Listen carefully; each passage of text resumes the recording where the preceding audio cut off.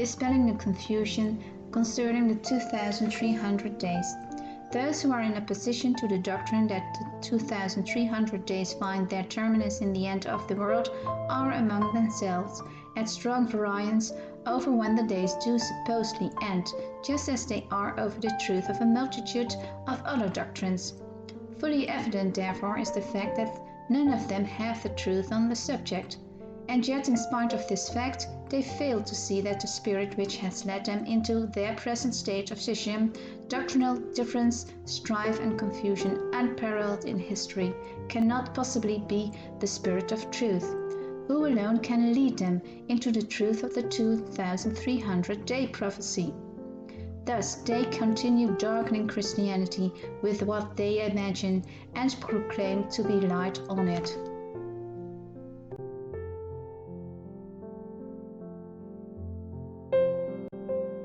In the effort to support their position, they bring in the Septuagint, the Vulgate, and the English Revised Version. These in the order named variously render the number in Daniel 8, verse 14, as 2,400 and 2,200 and 2,300, evening, morning.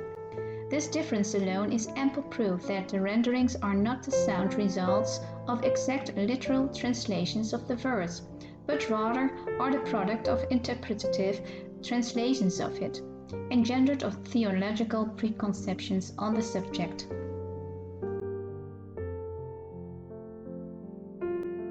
Nevertheless, even these renderings as they stand lend such feeble plausibility to the theories held in opposition to the doctrine that the 2,300 days terminate in the end of the world, as to compel the theorizers to read into Daniel 8 verse 14 the word sacrifice so as to transform the evening-morning phase of the text to read evening-morning sacrifices.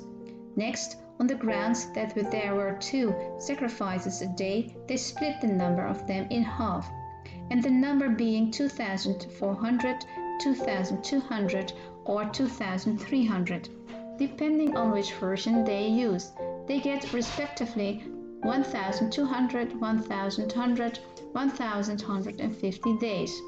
This adding to and cutting down they then boldly put forth in proof of their theory, although there is no escaping the crystal clear meaning of evening morning, when viewed in the light of Genesis 1 verse 5, which, as every Bible student well knows, can only mean a 24-hour period, both the night and the day, and which has nothing to do with sacrifices.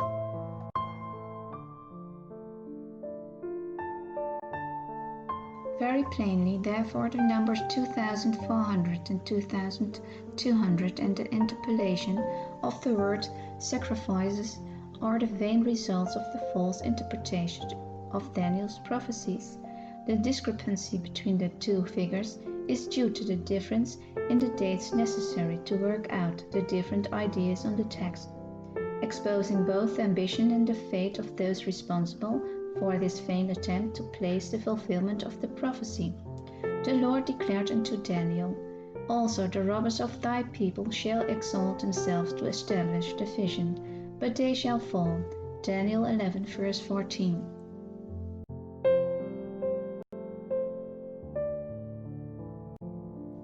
Though the endeavor of these robbers of God's people to make the vision fit their ideas is doomed to failure, yet in their blind self-confidence they still try their best to establish it, even going so far in the effort as to make the writing of Josephus seem to speak as sacred history in support of their theory.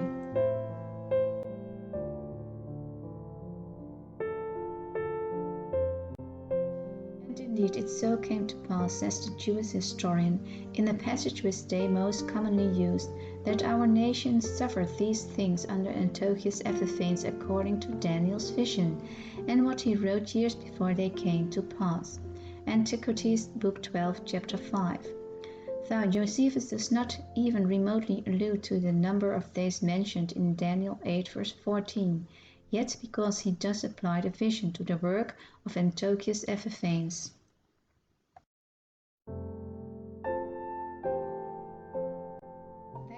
Take him as a prophet inspired to interpret the scriptures. Being merely a historian, thou and not a prophet, he accordingly, in writing the history of the Jews, made only an historical application of the similarity which he saw between Daniel's prediction and Antiochus' work, and such was well within his province as a historian, but his not having the gift of prophecy forbids God's people from accepting his applications of the Scriptures as authoritative and dependable.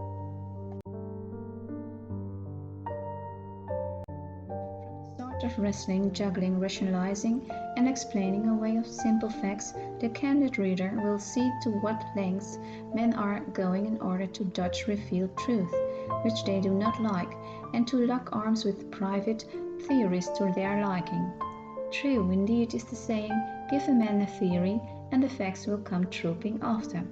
With the myths of error now dispelled, our way is clear to proceed in ascertaining when the 2,300 days begin and end.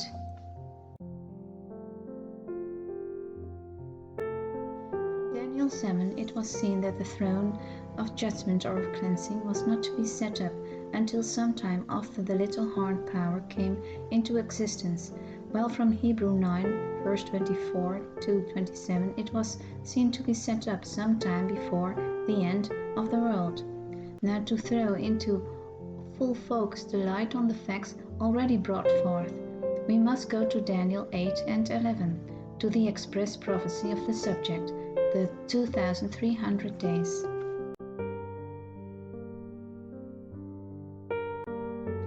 Daniel 8, verse 11 and 12. He magnified himself, even the prince of the host, and by him the daily sacrifice was taken away, and the place of his sanctuary was cast down. And an oath was given him against the daily sacrifice by reason of transgression, and it cast down the truth to the ground, and it practiced and prospered. Daniel 11 verse 31. And arms shall stand on his part, and they shall pollute the sanctuary of strength, and shall take away the daily sacrifice, and they shall place the abomination that maketh desolate.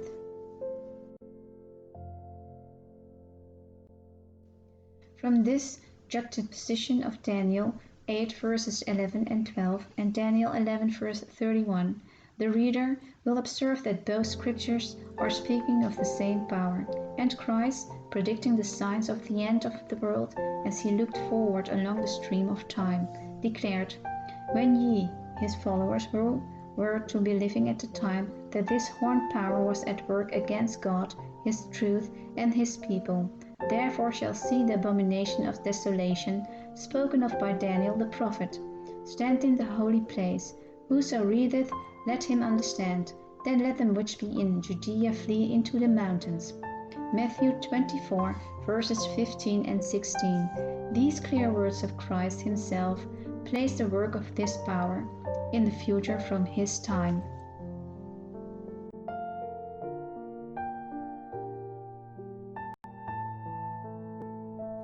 Christ plainly states that at his time the abomination of desolation had not yet stood up in the holy place, but that sometime in the Christian dispensation it would be seen to stand there. Still further, the angel instructed Daniel that the time of the end shall be the vision. Daniel 8 verses 13 and 17.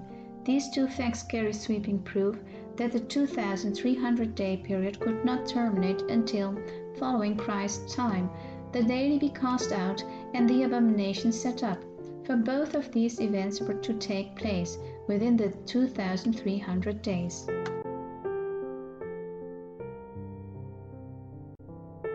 This desolating power was, according to Daniel, to pollute by transgression the earthly sanctuary, or church. This was to be accomplished by casting down the truth to the ground, by taking away the daily, and by bringing into the holy place the abomination that maketh desolate, all of which was to be set the angel into 2,300 days, and then shall the sanctuary be cleansed. From the weighty evidence here amassed, there is manifestly but one conclusion possible: the polluting of the holy place, the terminating of the 2,300 days, and the cleansing of the sanctuary could not have taken place before Christ's time.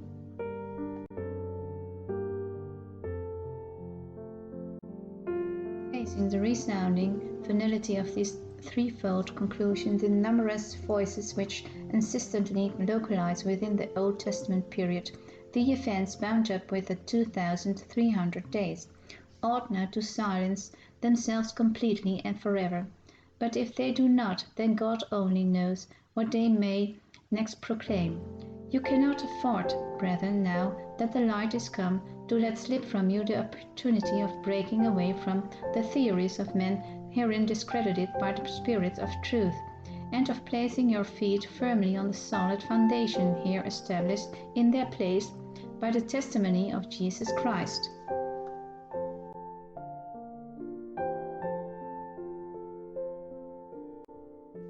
Upon this solid rock, the structure of truth now in building will, as the reader can already see, withstand the most severe storm of both wind and rain. So let us, in proceeding to erect its superstructure, liberally utilize without the slightest fear of the coming storm, which will demolish and sweep away everything standing on a sandy foundation, the material so freely given.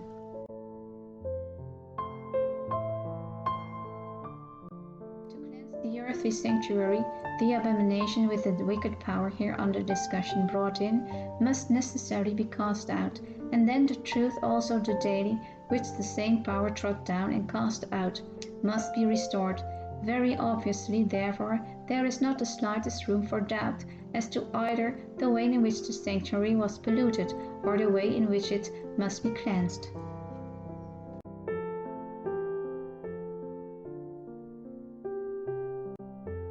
The 8th chapter of the book of Daniel contains a vivid prophetic symbolism of two beasts, a ram and a he-goat, concerning which the angel explained, the ram which thou sawest having two horns are the kings of Media and Persia, and the rough goat is the king of Greece.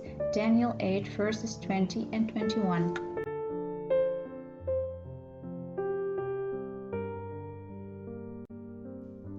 The he-goat waxed very great, and when he was strong, the great horn was broken, and for it came up four notable ones toward the four winds of heaven, and out of one of them came forth a little horn, which waxed exceeding great, toward the south, and toward the east, and toward the pleasant land.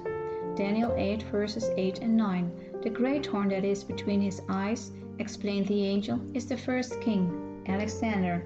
Now that being broken, whereas four stood up for it, 4 kingdoms shall stand up out of this nation, but not in his power, not in Alexander's power, that is, not to his posterity. Daniel 8 verses 28 and 22. Daniel 11 verse 4.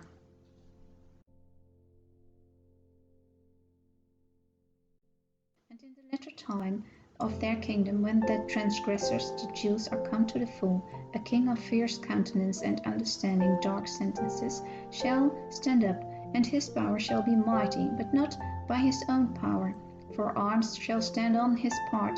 Daniel 11 verse 31. The arms of the civil powers, and he shall destroy wonderfully, and shall prosper and practice, and shall destroy the mighty and the holy people. Daniel 8 verse 23 and 24.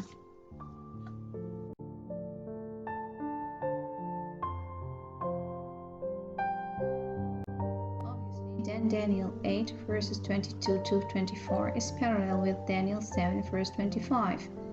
And he shall speak great words against the Most High, and shall wear out the saints of the Most High, and think to change times and laws, and they shall be given into his hand until the time and times, and the dividing of time.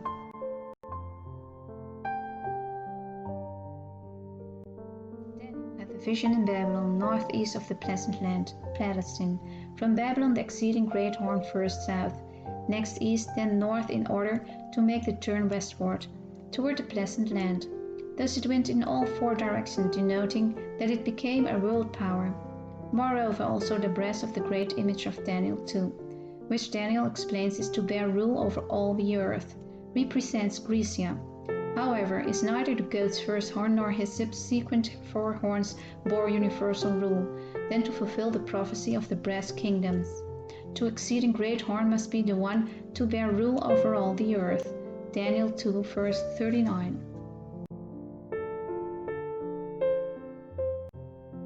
Thou the fourth piece of Daniel 7 shows that this desolating power is descended from Rome. The symbolism of the he-goat goes further back to show that this world power originally descended from one of the Grecian divisions, Daniel 7 verse 5, and later put on the garb of Christianity, the religion of a God whom his fathers knew not, Daniel 11 verse 38.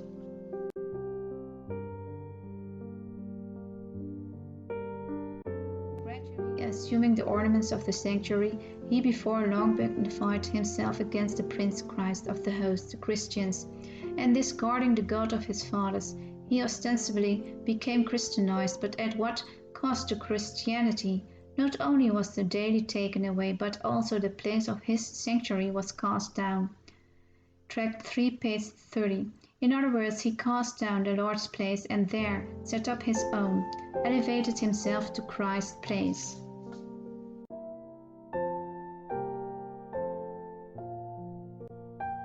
Sacrifice being supplied in connection with the word daily, it manifestly does not belong to the text. Since, however, the English language does not have an exact equivalent of the Hebrew word daily, which is variously rendered continual, perpetual, everlasting, and since none of these terms are synonymous but carry individual connotations, it is consequently imperative to take them all together as a compound word, so as to arrive at the exact truth.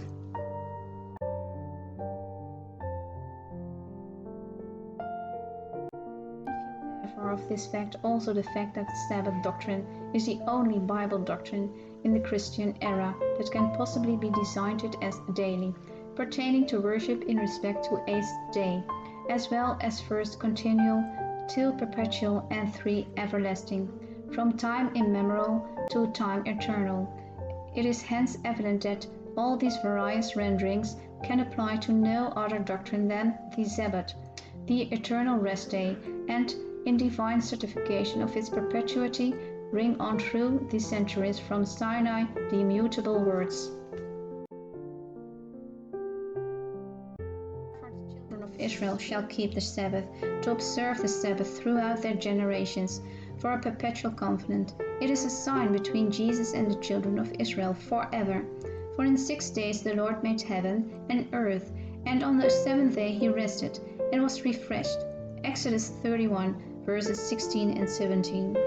The horns taking away the daily was therefore nothing other than his taking away from the Christian church the Lord's Sabbath and putting in its place Sunday worship, a pagan Sabbath, abomination that maketh desolate, and desecration which grieved away God's presence from the church.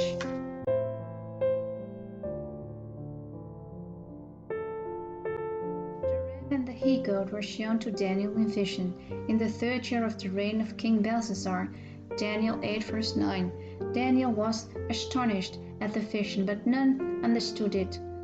Daniel 8 verse 27. The time moreover and elapsed that Jerusalem was still a waste. So later in the 1st year of Darius, who was made king of the realm of the Chaldeans, Daniel 9 verse 1, Daniel was shown by books the number of the years, whereof the word of the Lord came to Jeremiah the prophet, that he would accomplish 70 years in the desolations of Jerusalem.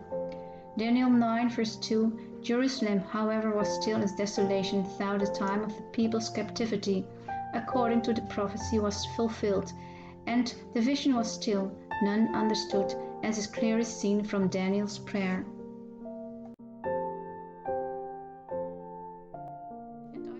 Face unto the Lord God to seek by prayer and supplications with fasting and sackcloth and ashes. And I prayed unto the Lord my God, O Lord, according to all thy righteousness, I beseech thee, let thine anger and thy fury be turned away from thy city Jerusalem, thy holy mountain, because for our sins and for the iniquities of our fathers, Jerusalem and thy people are become a reproach to all that are about us now. Therefore, O our God, hear the prayer of thy servant and his supplications, and cause thy face to shine upon thy sanctuary that is desolate for the Lord's sake.